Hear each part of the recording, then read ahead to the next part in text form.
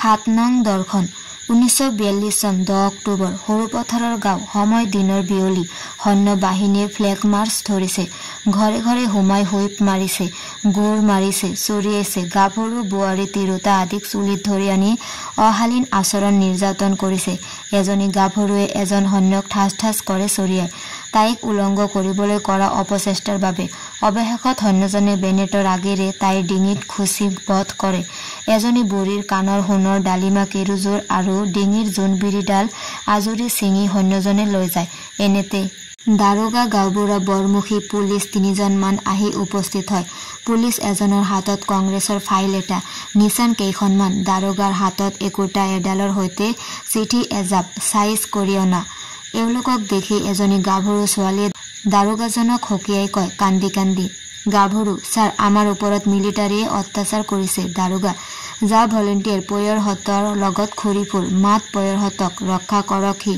গাভৰু ব্ৰিটিছৰ সিভিল পুলিচৰ মুখত এনে আপোসু কথা বুজিছো ৰক্ষকে ভক্ষক হৈছে দাৰোগা শ্বাট আপ গাভৰু ই শ্বাট আপ নিজৰ মুখখন সংযত কৰক দাৰোগা ঐ বাপেৰক চিনা নাই ফ্লেট কৰি দিম মই তোৰ ভলেন্টিয়াৰ পয়ৰ হত নহয় মিছিকিয়ে হাহিত ভুল যোৱা পুলিচ সাব ইন্সপেক্টৰ নহয় সাৱধান গাভৰু আই বাই ভনীহতক ৰক্ষা কৰিব নোৱাৰা ব্ৰিটিছৰ গোলাম ইংৰাজক খেদাৰ আগতে আপোনালোকৰ দৰে চৰিত্ৰহীন নেটিভবোৰক খেদিব লাগিছিল কংগ্ৰেছে এই কামটোতে প্ৰথমে হাত দিব লাগিছিল স্বাধীনতা আনিলে বা পালে কি হ'বগৈ যদি এই অসভ্যসকল থাকি যায় দাৰোগা গাভৰুৱা এই কাৰ ঘৰৰ গাভৰুৱা স্যাৰ উজাই মৰাৰ ঘৰৰ দাৰোগা উজাই মৰা গাভৰুৱা বুজা নাই স্যাৰ সৰুপথাৰৰ দাগী বৰুৱা ঘৰৰ দাৰোগা মই দাগী বৰুৱা বুলি কাৰো নাম পোৱা নাই গাভৰুৱা স্যাৰ আপুনি এতিয়াও হিহু হৈ আছে এইবোৰ নাম আমি একান্ত ব্ৰিটিছৰ ভক্তসকলেহে দিয়া কাৱৈ মাছৰ দৰে উজাই মৰা উফাইদাং মৰা ঘৰৰ ছোৱালী ঘৰখনক দাগী বৰুৱাৰ ঘৰ বুলি বাপেক বাগি দি ঘূৰা লোক বাবে ৰাইজে দাগী বৰুৱা বুলি জোকায় পুলিচ স্যাৰ সন্ধিয়া হলহি দাৰোগা এৰা বল গাভৰুৱা এইৰ নামটো কি গাভৰুৱা গোলাপী স্যাৰ গোলাপী সখী আজি মন হল উচাটন সুখেৰে গাই সকলো প্ৰস্থান গাভৰু ব্ৰিটিছৰ তলত চাকৰি কৰি নিজৰ ব্যক্তিত্ব বিসৰ্জন দিলি ভাৰতৰ নাৰীৰ সতীত্ব লৈ বৰ ধেমালি পাতিলি সমাজৰ নেওচা খোৱাহতৰ বাবে মিলিটাৰীয়ে আখৈ পালি গাঁও গছকিলে বৰঘৰ সোমালি আৰ কাপুৰ 8 নং দৰ্শন 1942 চন 10 অক্টোবৰ নিশা ভীমকল একাশী আগত লৈ চিঙি চিঙি খাই আছে বৈকুণ্ঠ সিং হুৰেণ ফুকন শংকৰ বৰুৱাই খাই খাই কথা পাতি থাকিব 3 পাত নগা জাঠি পহাৰ পিছফালে গোজমাৰি পুতা থাকিব কলৰ কাষত শিল এটাৰ ওপৰত পিস্তল 3টা থোৱা আছে শংকৰ পণ্ডিতজী আৰু এটি কল খাওক কালি নিশাৰ পৰা আজি নিশালৈকে 24 ঘণ্টা ভাত পানী নাই বৈকুণ্ঠ আমিতো এতিয়ালৈকে সৰুপথাৰৰ একো খবৰ পোৱা নাই সুকিয়া পথাৰৰ কুখলৰ ঘৰলৈ আজি হে নিশা এজন মানুহ পঠিয়াব লাগিব যেনে হলেও শংকৰ হয় ফুকন আপুনি চিঠিখন লেখক হুৰেণ লেখা হ'ব বাৰু দিব কাৰ হাতত বৈকুণ্ঠ লেখি ৰেডি কৰি থওক এতিয়াতো ক'ব নোৱাৰো হেহ নিশালৈ কোন আহি পায় হুৰেণ লেখাৰ বাবে প্ৰস্তুত কাগজ কলম ললে লেখি গল শংকৰ পণ্ডিতজী কুশল সম্পূৰ্ণ গান্ধীবাদী পাক্কা অহিংসাবাদী সন্ত্ৰাসবাদী কাৰ্যৰ বাবে আমাৰ লগত মতান্তৰ হৈ আঁতৰি থাকিলেও তেওঁ হে কংগ্ৰেছ দলৰ নেতা হিচাপে ব্ৰিটিছ গভৰ্ণমেণ্টৰ ওচৰত নিশ্চয় দোষী সাব্যস্ত হ'ব বৈকুণ্ঠ ইয়েছ আপুনি বেছ চিন্তা কৰিছে আপোনাৰ ওপৰত লক্ষ্মীপ্ৰসাদ গোস্বামীৰ ওপৰত মহেন্দ্ৰ হাজৰিকাৰ ওপৰত ব্ৰিটিছ গভৰ্ণমেণ্ট জ্বলি পকি আছে জীৱন্তে বা মৃত হিচাপে মোৰ আনি দিব পাৰিলে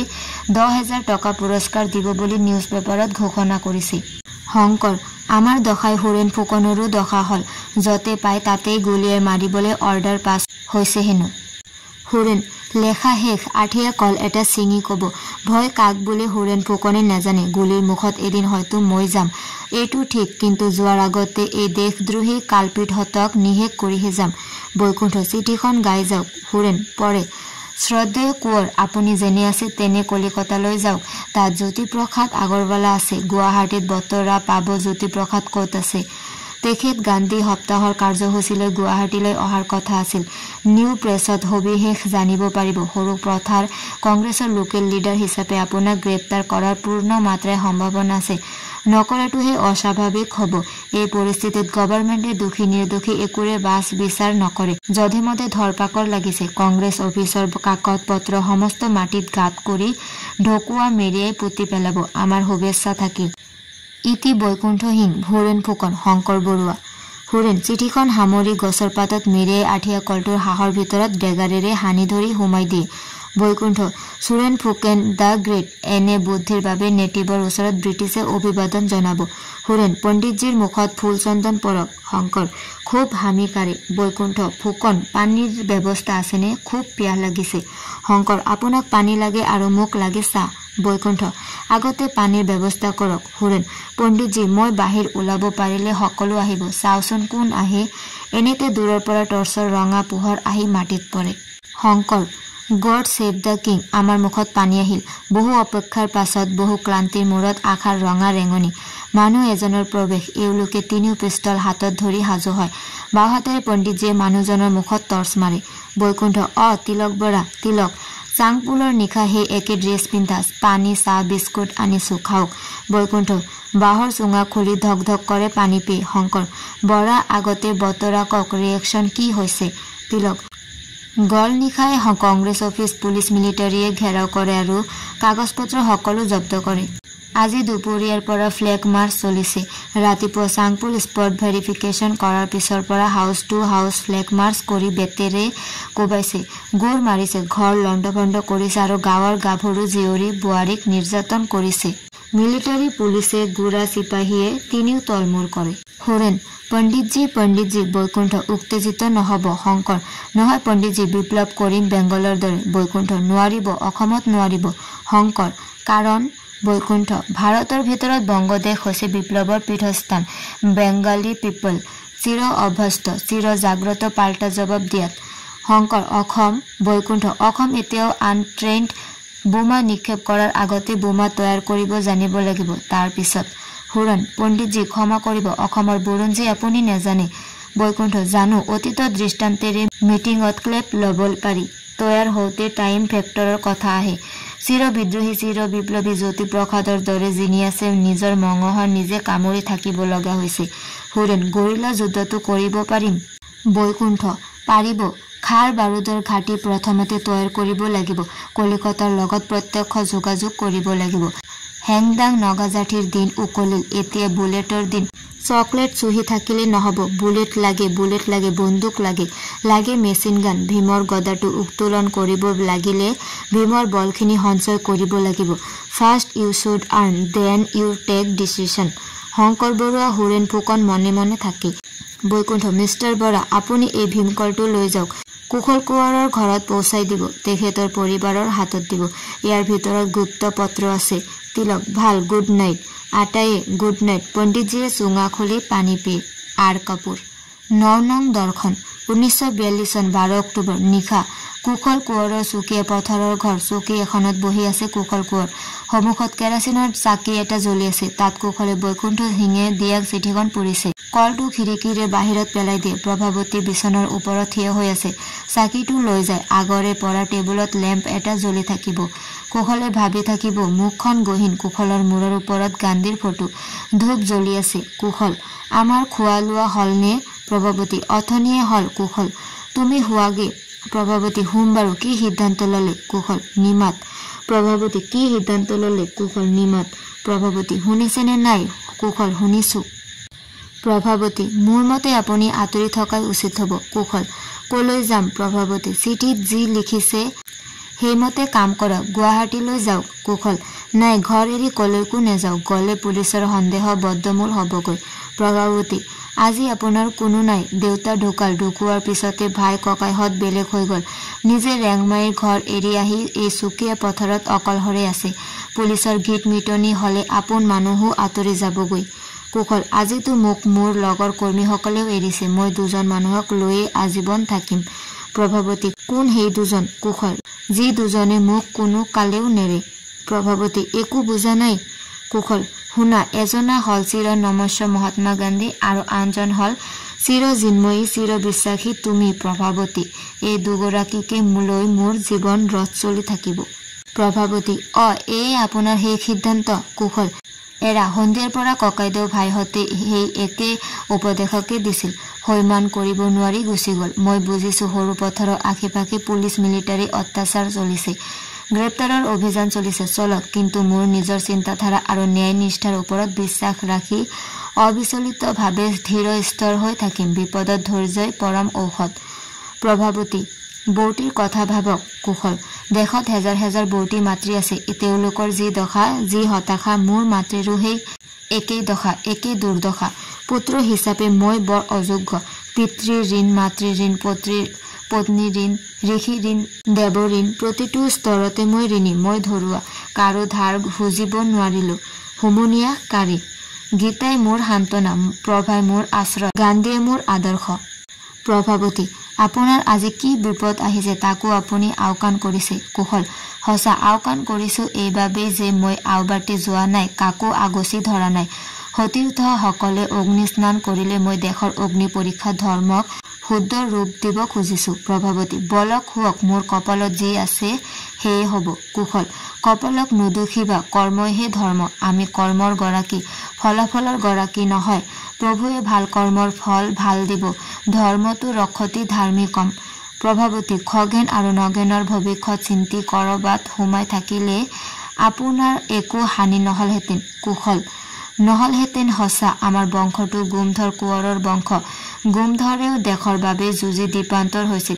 এই ব্ৰিটিছক খেদিবলৈ গৈয়ে ময়ো এই ব্ৰিটিছক খেদিবলৈ গৈছো ভাৰত ত্যাগ নামৰ ঐতিহাসিক মন্ত্ৰেৰে। মই জানো ইয়াৰ পৰিণাম কি হ'ব। প্ৰভাৱতী আজিতো ব্ৰিটিছক খেদিবলৈ গৈ নিজেই অকলশৰীয়া হল। আপোনাৰ আহ্বান যদি অৰণ্যৰ ৰুদন হয় কুশল, কোনো ক্ষতি নাই। বিশ্বকবি ৰবীন্দ্ৰনাথ ঠাকুৰে গাইছিল, যদি তোৰ ডাক শুনে কেউ না আসে তবে একলা চলৰে। উঠি গ'ল বিচনালৈ আৰ কাপোৰ। 10 নং দৰ্শন 1942 চন 13 অক্টোবৰ ৰাতিপুৱা 9:30 বজাত 2 নং গণ্ডকৰৈ গাঁৱৰ আলিবাট। মঙলবাৰ। পাঞ্জাবী কুৰ্তা, দীঘল বগা পাৰ্চিয়ান কোট, মূৰত গান্ধী টুপি, ডিঙিত সেউজীয়া পাৰীৰ চেলেং লৈ কুশল কোঁৱৰৰ প্ৰৱেশ। এনেতে নেপথ্যত হুছেইল বাজি উঠিল। চাৰিওফালৰ পৰা আৰ্মি পুলিচে ঘেৰি ধৰিলে, লগত দাৰোগা বৰমুখী গাঁওবুঢ়া ছাৰ, এই কুশল কোঁৱৰ, সৰুপথাৰ কংগ্ৰেছৰ নেতা। দাৰোগা আপুনি কুশল কোঁৱৰ?